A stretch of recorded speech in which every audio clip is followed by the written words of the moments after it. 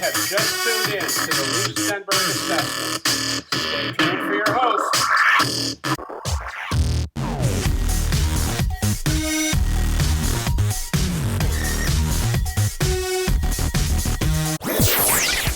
Welcome to another episode of the Lou Stenberg Assessment. I am your host, Lou Louise, and we are kicking off Season 3, Episode 1.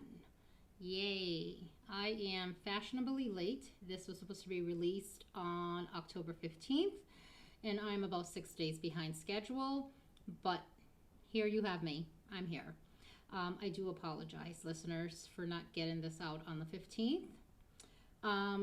But when current events do take place, which we all know it's uncontrollable, I will be pushing back whatever schedule episode we have to discuss that current event, whether it's locally in my home state of Rhode Island or whether it's somewhere else or internationally or globally. I think current events are just as important as the topics we talk about, and they should be addressed. So with this episode, we were supposed to be starting Season 3, speaking about the union, and speaking about the union. I get the heebie-jeebies when I think about the labor union. And then we were also supposed to be speaking about state-run institutions. We will in Season 3, because that's what Season 3 is all about. But something happened locally in my home state of Rhode Island that sort of is going to be pushing us back on the topic, because I really want to discuss this current event that took place. I think it was October 18th. So that's what we're going to be talking about today, and a little bit about voting, because, today I actually, about an hour ago, I went and did early voting. I was a little taken back. The whole ballot consisted of Democrats. And it wasn't like, Democrat A, Democrat B, Democrat C. There were names that I've never even heard of. But they were Democrats, and there was nothing wrong with that. But I would have loved to have seen more selection, or to have said, hey, I know this person. This is a decent person. This is somebody who has done wonders for the community. I didn't know anybody except for the mayor of Pawtucket, which I literally am a fan of his. I think he's doing a great job. I would say probably the only mayor that I haven't lived everywhere, but in Rhode Island, but he connects with the residents of Pawtucket, the town of Pawtucket. If something happens, if there's a storm, even down to the trash pickup, he explains it. He calls that, there's a auto playback, but he calls. There's messages on our phones. There's messages, he reaches out to the people of Pawtucket, and he alerts them about changes, about things that are happening in Pawtucket. So he's great for Pawtucket. The mayor, currently in 2020, I don't know how long he's been, but I voted for him today, and that's the only person I'm telling you that, regarding my votes, because that's private, but I voted for him. I think he's doing good for Pawtucket. There's a lot of work that needs to be done in Pawtucket. My first thing would be the slumlords. I think Pawtucket can be better if you start holding people, slumlords, accountable, and they should be fine. You can't just sit there and buy a property and then encourage people to go and live in that property when it's not up to code, when it's uninhabitable. Nobody should be living under those poor conditions. So I think that's the only thing I would recommend for the mayor to do, is start to hold these slumlords accountable for things that are happening in their buildings, in their rental properties. They're receiving money. They're receiving money from tenants, so they should be held accountable. That's one thing I would change. I think Pawtucket can be great because there's two parts of Pawtucket that actually is nice. I think it's Fair Lawn and Darlington. But then the rest of Pawtucket is a slum, and that can be changed. And I think also I saw a lot of grants for traffic lights, for fixing the roads, for again, I voted yes, except for one of them. I think there was four of them to fix the road, fix this. Oh, the one I voted no for was the state public buildings. Yeah, they look fine from where I'm standing, unless there's lead everywhere. You should take that $4 million that you're trying to request or grant from the government and spend that on schools. I would say also spend that on small businesses. I didn't see anything regarding small business to boost up the economy in Pawtucket. I didn't see that. So yeah, no, I voted no for that $4 million. Let's fix up the state public buildings, but yet your environment looks like trash. I'm not for that. So yeah, there you have it. So let me get back to this episode. So again, welcome.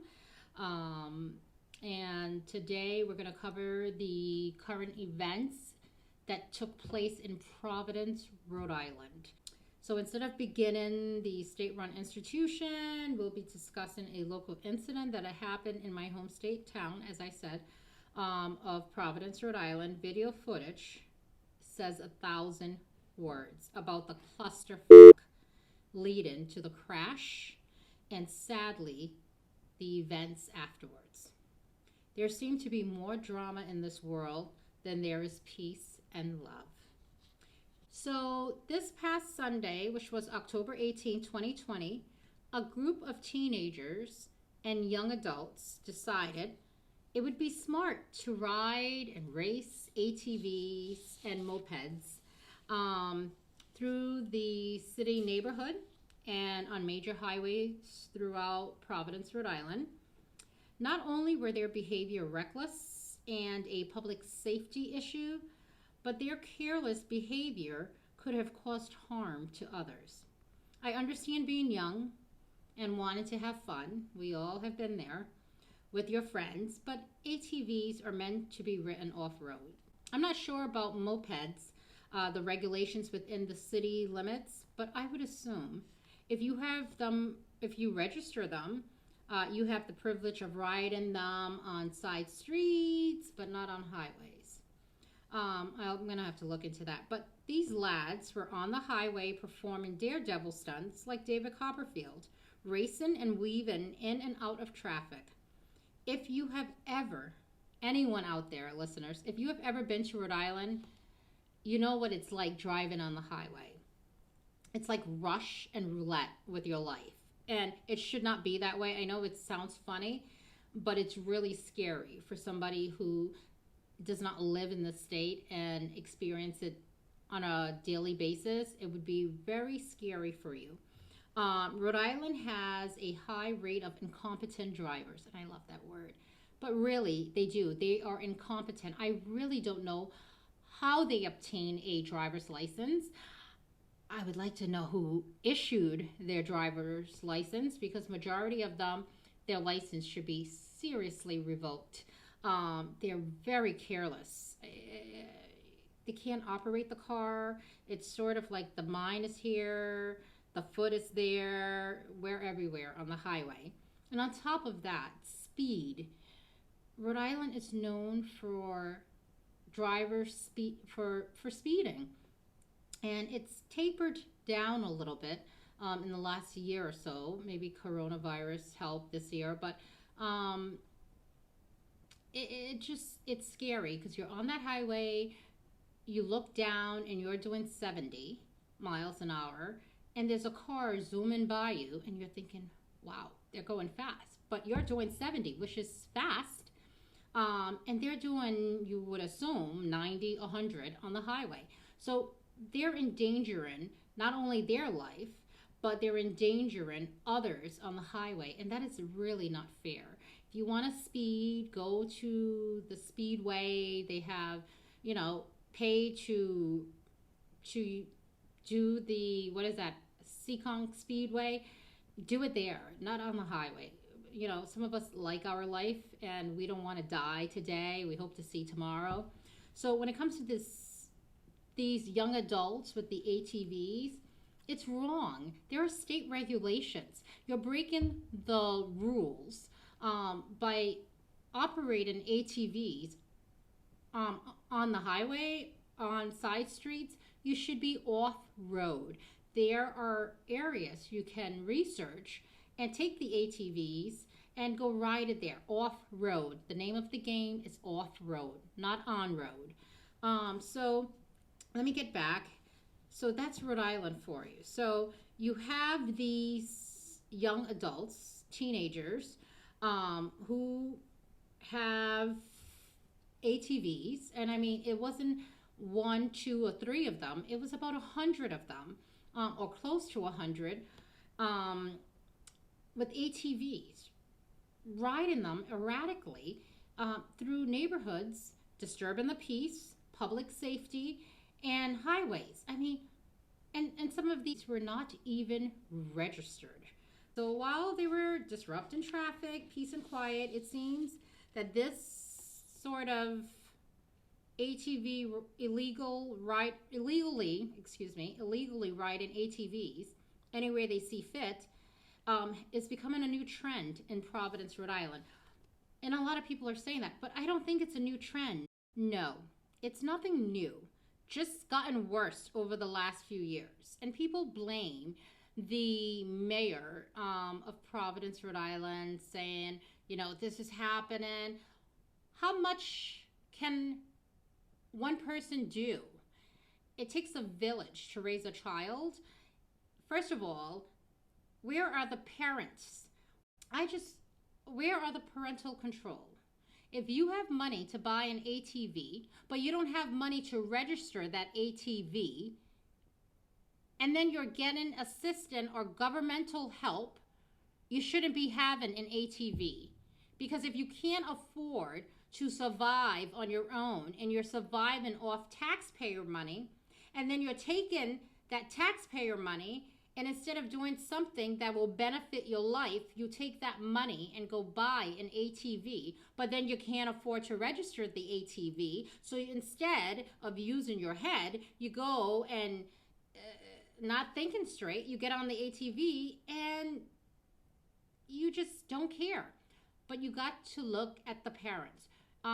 The mayor did not lay there and have sex and had a child. No, the mayor didn't have your child. You decided as an adult to have children, and they're still teenagers, and you have no control over your own children and what happens in your house. So instead of blaming bad parenting, you're going to blame a mayor for what?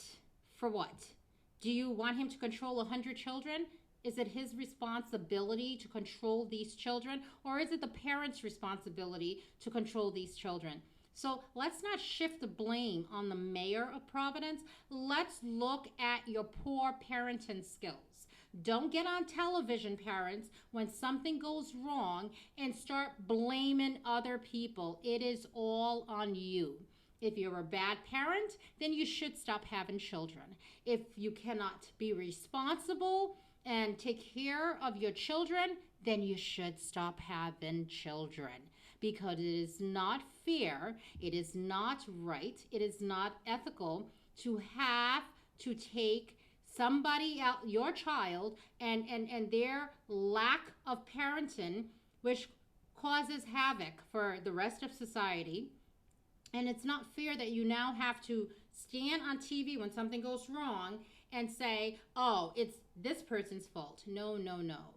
here's a mirror, look in the mirror, you're a bad parent and you should stop having children. And it's a reflection, your children are a reflection of what kind of parent you are. I mean, we all walk on eggshells. You know, you got to be politically correct. Well, there you have it. You're a bad parent. Stop blaming other people. Take responsibility for fucking up your child's life. It is not the mayor of Providence's fault. He is doing what he can, but it's your fault. The mom, the dad, the whoever else helped in that family helped to raise this person, because a child that has a good upbringing may misbehave, rebel, but when your child is in the street all day long on an illegal bike that is probably ATV, that is probably stored at your home, so you are fully aware, because if you have a license and you have a car, you know that everything has to be registered. So you are fully aware, horrible parent, that your child has an ATV that needs to be registered, and it's not registered. But you are fully aware that young adult, take the ATV out, gets on the road, could cause harm to other people. That ATV should not be in your house. You should look at your young adult, teenage son, daughter, whoever it is, and say, until you can afford to get insurance, until you can afford to do things in the house, that ATV is not staying here because it is not registered. For me, it irks me to see parents who sit there and have 5 children that they shouldn't even be having, and the children are out of control, and the easiest thing for them to do is blame somebody else. Let's blame the mayor. Let's blame the governor. Let's blame this. No, it's you. You're a horrible parent. The truth is the truth.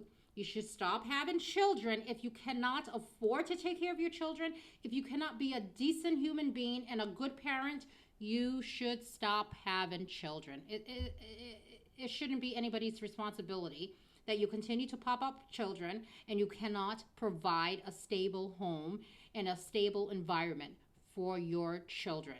Horrible, horrible parenting. It's just amazing what people can do and say. So back to what I was saying. A young man whose name was released in the media was allegedly part of this group of menacing, misbehaved young adults violating state regulations. From what we can see on the video footage from the cell phones, footage from bystanders, even though the clips are about 10 to 20 seconds long, it plays out like a horror movie.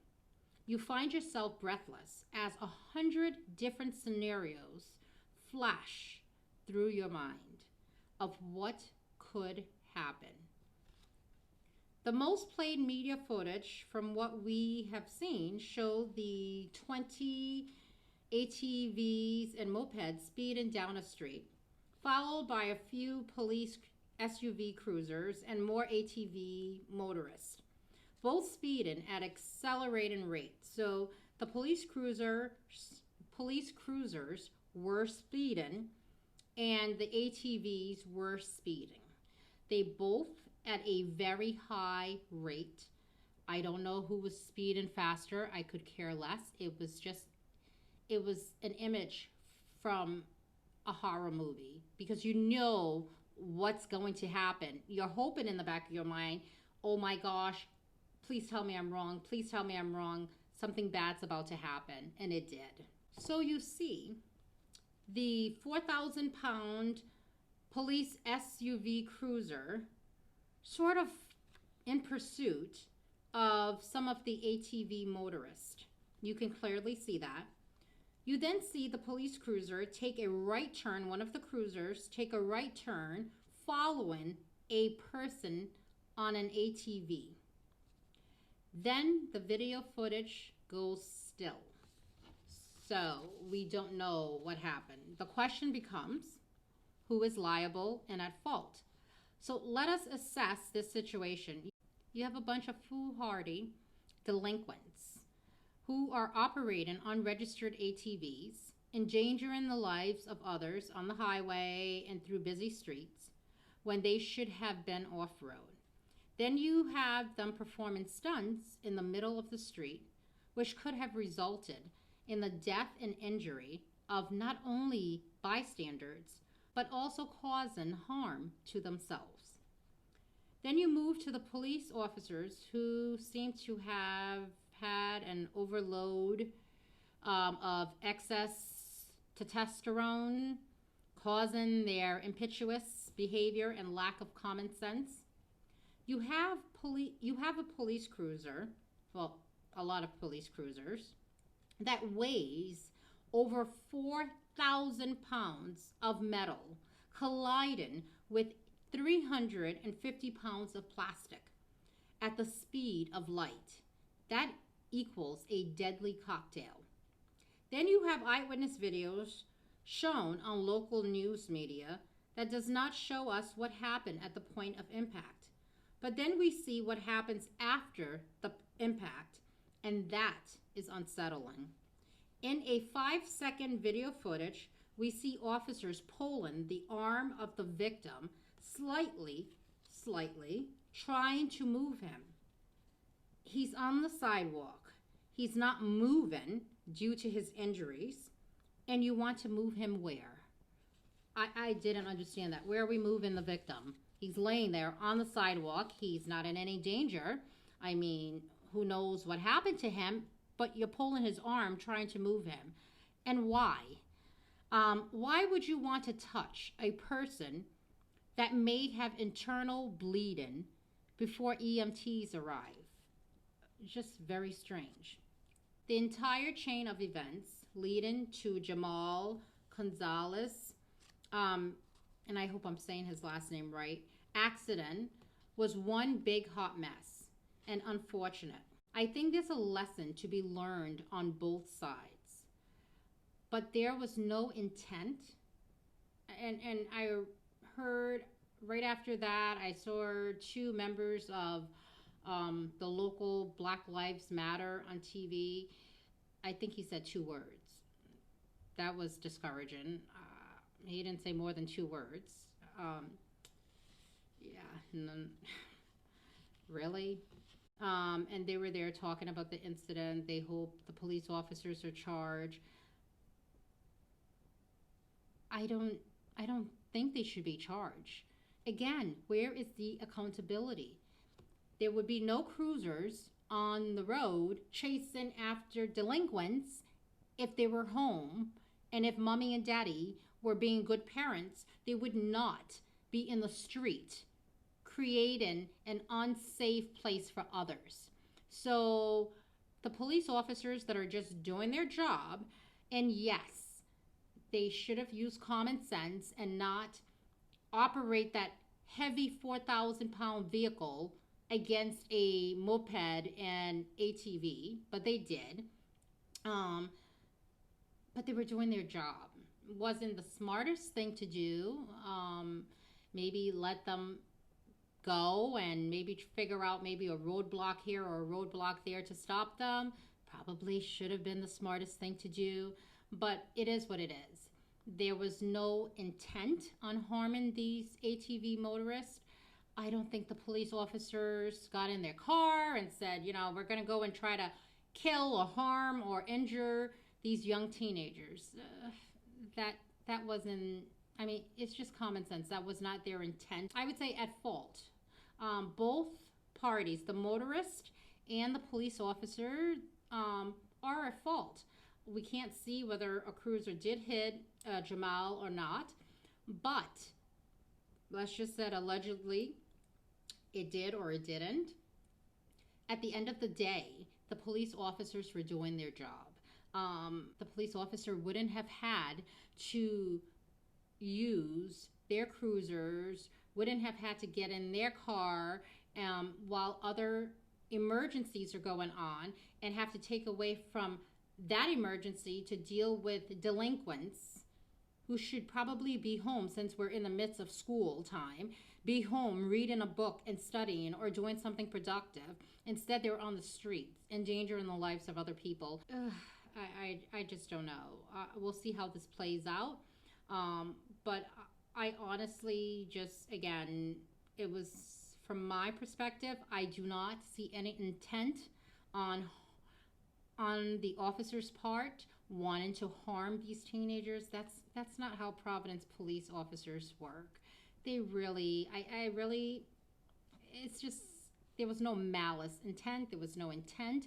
I just think they were a little careless, not thinking about what could happen if that ATV or moped were at the speed they were going and at the speed the officers were going. I don't think anybody used their head to think what happens if one of us collide. It's not going to be a good thing. But there was no malice intent. The police officers, that's not what Rhode Island police law enforcement are all about. And I am not going to say they did this intentionally. That's ridiculous. And unfortunate, the victim who was on the floor had to be taken to the hospital. I don't really know too much detail.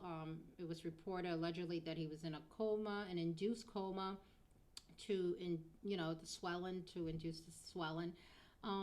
I hope he makes it. My prayers are with his family and him. It's just an unfortunate event.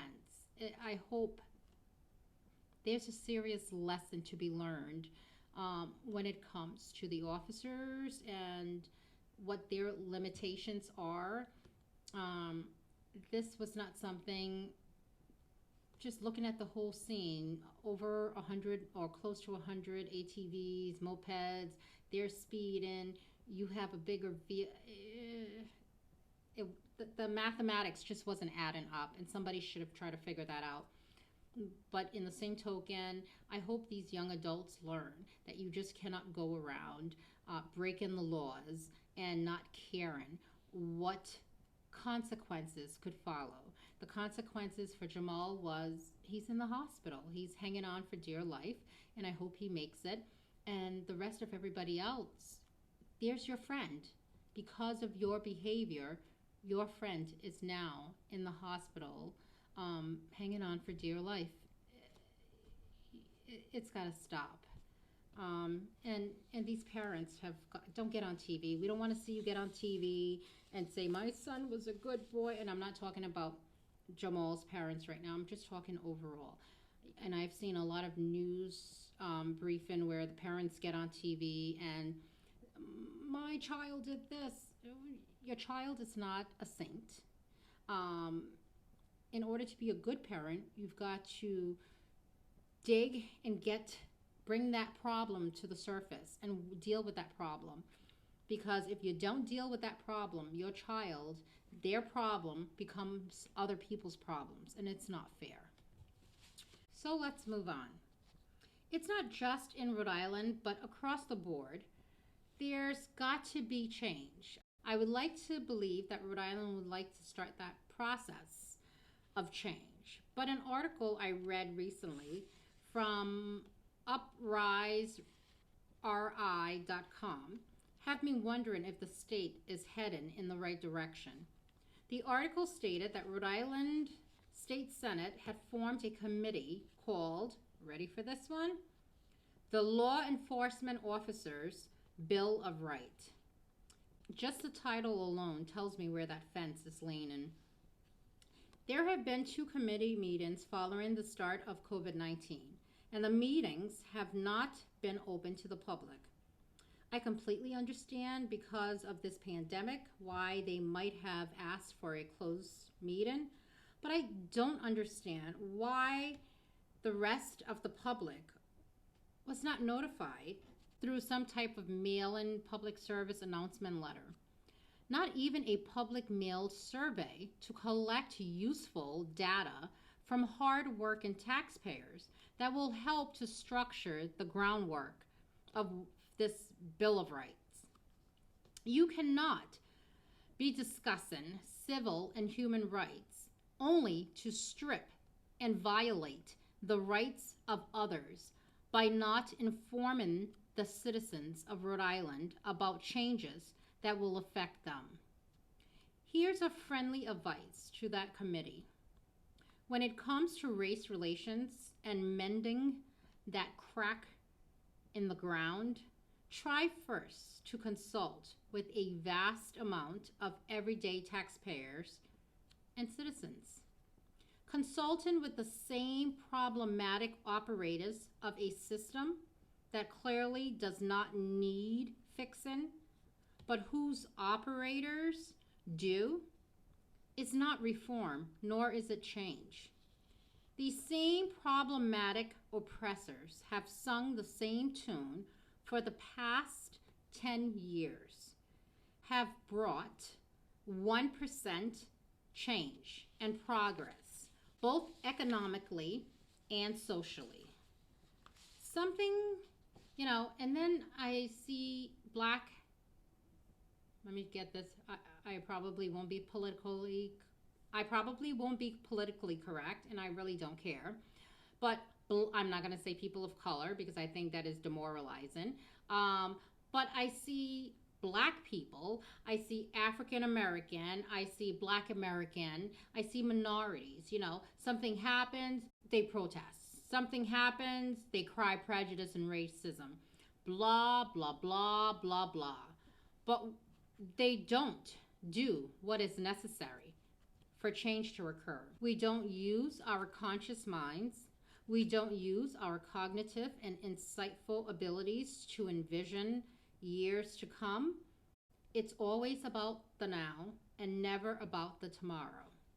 It's about the superficial and never what's below the surface. A great example of superficial things is the obsession Black Americans in the state of Rhode Island have about removing the word plantation from Providence Plantation. I can't tell you how I laughed my ass off. I laughed my ass off when I read and saw that was going to be in the ballot. That the word Providence Plantation should be stripped from Providence. And then there were a few, I think about 6 or 7 Democratic, I don't know if they were reps or representatives, I think they were, or who these people were that had proposed the change. And then I laughed. And then I laughed again. I mean, do those 7 people not know the history? How can you be in politics? How can you be in government and you don't know the history of the state you live in? Because if they did, they wouldn't have even introduced that ridiculous bill or proposal to change the word plantation out of Providence, because that word has nothing, Black people, my brothers and sisters, it has absolutely nothing to do with Blacks. It has nothing to do with slavery. It just doesn't, But again, this is where knowing your Black history or basic state history, where you have spent probably most your life here or reside here, it's a shame. It is a shame. Do the walk of shame. Shame, shame, shame, my Black brothers and sisters. You're there fighting and eager to get that plantation taken out, but it has nothing to do with your ancestors. It has nothing to do with slavery. It has nothing to do with being Black. It has everything to do with the history of Rhode Island, of Providence Plantation, but not that plantation you're thinking about, Black people. So let me explain what Providence Plantation and why that plantation word is added behind the Providence Plantation. That word plantation with regards to Providence, Rhode Island, has, again, absolutely nothing, nada, to do with Black people and slavery. It was formed before slavery. So can you hear the words that are coming out of my mouth? It was created before slavery. It was formed before slavery. That word plantation it correlates to land rights. Black people were not even here yet, okay? They were not even in New England. They weren't in America. They were not here yet. This has to do with land rights. It has to do with Britain and Britain's charter companies and the settlers that were in New England. So before the first black person came off a slave ship, that word existed with Providence Plantation because, again, let me reiterate this so my black brothers and sisters can understand and know that their oppressors that propose this change are exactly what they are, trying to get your vote, trying to become relevant, and using you, keep feeding you that stupid Kool-Aid, and you keep drinking it to get your votes. Providence Plantation has nothing to do with black people or slavery. I hope you get it. So I voted no on that today. No, no, no. Leave the name alone. It has nothing to do with slavery. It has nothing to do with suffrage. It has absolutely, yeah, maybe the settlers suffered under the charter companies, which, yeah, they did. So they wanted to hold on to land rights. And that's when plantation had to be created for that purpose. So shame on the 6 or 7 people that proposed to have that stripped. Do you know your history? Ugh, I digress. So let's get back. But when you're, and like I said, when you're drinking that stupid Kool-Aid, morning, afternoon, night, that sugar rush is blocking those receptors from getting the message to your brain. This is just a way for you to believe that your oppressors have your best interest. While they deplete you of your rights, wealth, education, and freedom, you got to stop feeding the beast. Stop feeding that beast. This is why I am a registered independent voter. I cannot belong to just belong. I cannot belong to a political party that takes from one hand while I stretch the other hand begging for assistance. Remember, your vote is the golden ticket. It gives and takes away abusive powers.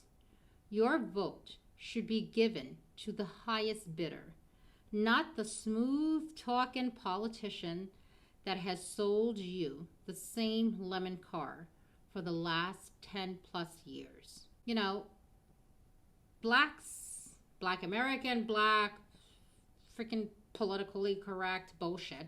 Blacks, black American, African American, African. You know, you guys don't want to be reminded about slavery. So you want to remove the word plantation, which has nothing to do with slavery to begin with, but you want to move the word plantation. You want to tear down statues. You are stripping yourself of whatever little information that still exists about you and your ancestors. You are destroying that by not wanting to be reminded about history. America reminds itself all the time about its history, whether good or bad, through history books. Because you see something that is, once again, superficial, that is more important than actually understanding the meaning behind it all. You know, we hear Christopher Columbus didn't discover America. I don't think he did either, but do I want to go rip down a Christopher Columbus statue? Who the fuck cares? I know my history. I don't need to tear down an artificial statue in order for myself to feel better. So I don't get it. You don't want to be reminded of slavery, your history, but yet you're a slave to the welfare, to the government programs, to your oppressors. How does that work? You don't want to be reminded of your ancestors and what they went through, but you're still a slave. You are a slave until you stop your oppressors from receiving your votes, until your life starts to change, and you stop just voting Democrat. Again, I have nothing against Democrats, but until you stop. But the state in which we're focusing on today is Rhode Island. Rhode Island is a huge Democratic state. But take a look at your life in the last 10 years. What has really changed? You continue to vote for the same people because you have to belong to a Democratic Party, but yet that Democratic Party has done absolutely, they've sold you that stupid Kool-Aid. They force feed you that stupid Kool-Aid, and you continue to vote for them. Your life continues to deplete, to just reduce down to nothing, and you continue to give that golden ticket to not the highest bidder, to the lowest bidder. And then you cry, you get on TV, and this isn't fair, and prejudice, and racism, and blah, blah, blah, blah, blah. Stop voting for the same thing. And on the flip side of that coin, I have to talk about it because today I was a little disappointed. When I went to do my early vote, again, I think I mentioned this earlier, I was disappointed because all I saw was Democrat, Democrat, Democrat. I think I noticed there were like 3 independent. I don't even know their names. It was, I think, 3 Hispanic people on there, independent, and I didn't know them. I mean, I just didn't know who they were, except for the mayor.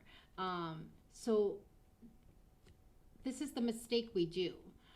We allow these people, you know, we go and we vote. We don't know who they are, but we just check it off. Then don't vote for those people. Just leave that space blank.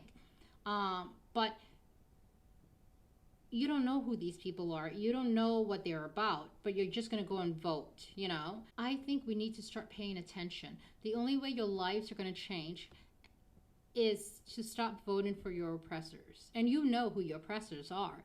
Because if you've been doing the same thing for the last 10 years, and the same people have been in power, abusing that power for the last 10 years, why do you keep voting for them? Why? What have they done for you?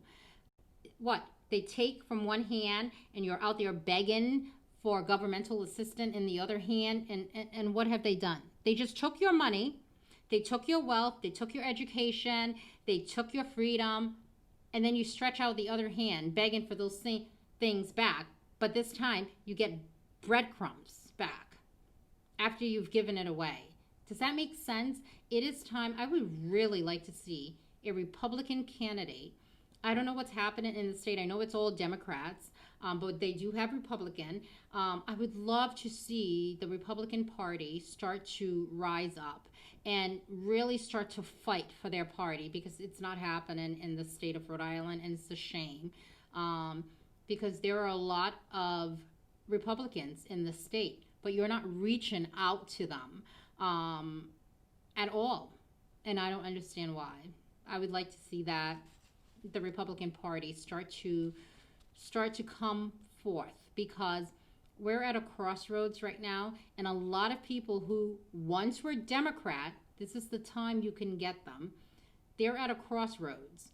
They're tired of the same old thing, and they want to see change. And if it's not working in the Democratic Party, they're willing to go over to the Republican Party, but I don't see the Republican Party doing anything in the state of Rhode Island. So I would like to see more of that, or independent. Again, I don't dislike Democrats. I do think a lot of oppression comes from the Democratic Party. And I wish my Black brothers and sisters would open their eyes and really start thinking about their life and growth and change, and stop. I just don't understand it. Who wants to die with one hand somebody's taken and the other hand you're begging? Because that's life. This is what your life is. Give and beg. Give and beg. When are you going to stop giving so you no longer have to beg? So that is it. Our time has come to an end. Thank you for tuning in to the Lou Stenberg assessment. I am your host, Lou Louise. I will see you in 2 weeks. Instead of our normal, the 15th of every month, I need to release another episode because I really, and hopefully nothing else happens in the meantime, that I would need to pull that back. But I need to release the first state-run institution. And in 2 weeks, I will be talking about DCYF. If you're not familiar, I'm sure everyone is familiar with DCYF, but I'm going to be talking about DCYF and also talking about my experience being a foster parent, trying out to become a foster parent before I decide whether I wanted to do adoption, and my horrific experience with DCYF in the state of Rhode Island, where I reside. It was an experience that, let's just say, I am not a foster parent. I've decided not to adopt children because of my horrific experience. And I hope someday that changes, but for now, no way. So I will see you in 2 weeks. Please like us on Facebook. You can check us out on iHeartRadio, YouTube, Spotify, Buzzsprout, and of course, Apple iTunes. Take care, be safe, and we will see you in 2 weeks.